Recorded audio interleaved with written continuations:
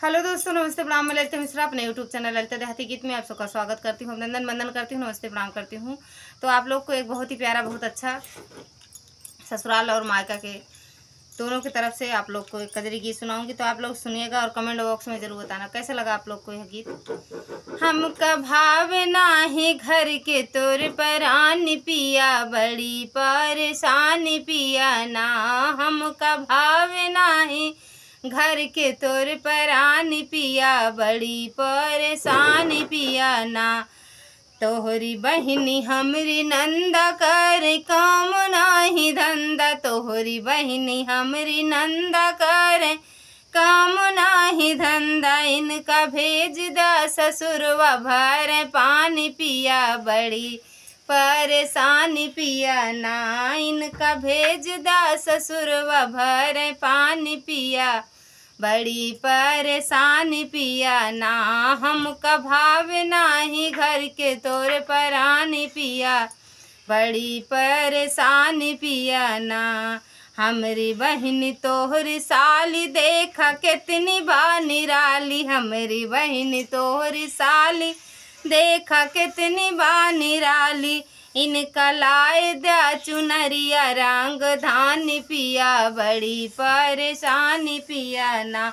इनका लाए दा चुनरिया रंग धानी पिया, बड़ी परेशानी पिया ना। हमका भाव नाही घर के तोर परानी पिया, बड़ी परेशानी पिया ना। हम तोहरी अम्मा हमरी सासु ताना मारे बहयासु, हमरी तोहरी अम्मा हमरी सासु ताना मारे बहयासु। अब तो चल नाही कर मन मानी पिया, बड़ी परेशानी पिया ना। अब चल नाही कर मन मानी पिया, बड़ी परेशानी पिया ना। हमका भाव नाही घर के तोर परानी पिया, बड़ी परेशानी पिया ना। तोहरी सासु हमरी अम्मा देख लागती जगदम्बा, तोहरी सासु हमरी अम्मा देख बाटी जगदम्बा।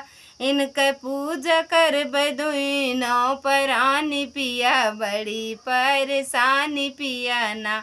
इनकर पूजा कर दुई नौ परानी पिया, बड़ी परेशानी पिया ना। हमका भाव नाही घर के तोर परानी पिया, बड़ी परेशानी पिया ना। हमका भाव नाही घर के तोर परानी पिया, बड़ी परेशानी पिया ना। धन्यवाद दोस्तों, अच्छा लगे कमेंट में